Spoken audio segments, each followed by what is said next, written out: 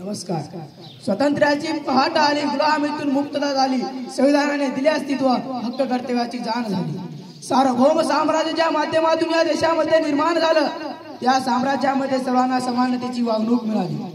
अनेक जाती धर्माची माणसं एकत्र नांदू लागली. या साम्राज्याची किल्ली म्हणजे संविधान.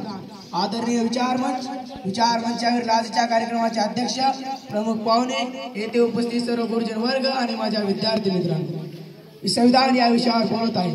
आपला भारत देश 15 ऑगस्ट 1947 ला स्वतंत्र झालं. स्वतंत्र झालेल्या भारताला स्वतंत्र राज्य संविधान तयार करणे गरजेचे होते. ते संविधान सभेचे अध्यक्ष डॉक्टर राजेंद्र प्रसाद व मसुदा समितीचे अध्यक्ष डॉक्टर बाबासाहेब आंबेडकर यांच्या माध्यमातून तयार झाले. संविधान सभेत एकूण 389 सदस्य होते. त्यापैकी 292 सदस्य हे ब्रिटिश प्रांताकडून निवडून दिले जातील व 4 चीफ ब्रिटिश कमिशनर प्रांताकडून निवडून दिले जातील असे ठरविण्यात आले.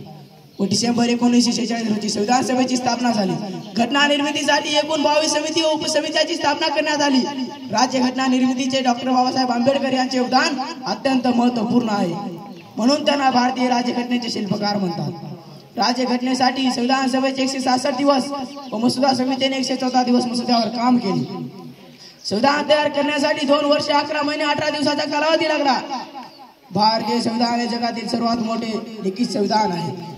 समता, बंधुता, स्वातंत्र्य, न्याय व तसेच प्रयत्नशील करुणा व मैत्री या मुलांची विजय ठेवलेली आहे. 26 जानेवारी 1949 रोजी संविधान अंगीकृत करण्यात आले व 24 जानेवारी 1950 रोजी संविधान सभेची शेवटची बैठक झाली व त्यामध्ये भारताचे राष्ट्रगीत, राष्ट्रचिन्ह, राष्ट्रगान स्वीकृत करण्यात आले व 26 जानेवारी 1950 पासून नवीन राज्यघटनेनुसार भारताचा राज्यकारभार सुरू झाला व हा दिवस प्रजासत्ताक व गणतंत्र दिवस म्हणून साजरा केला जातो. एवढेच बोलतो आणि माझ्या भाषणाला पूर्ण विराम देतो आणि थांबतो. जय हिंद, जय भारत, धन्यवाद.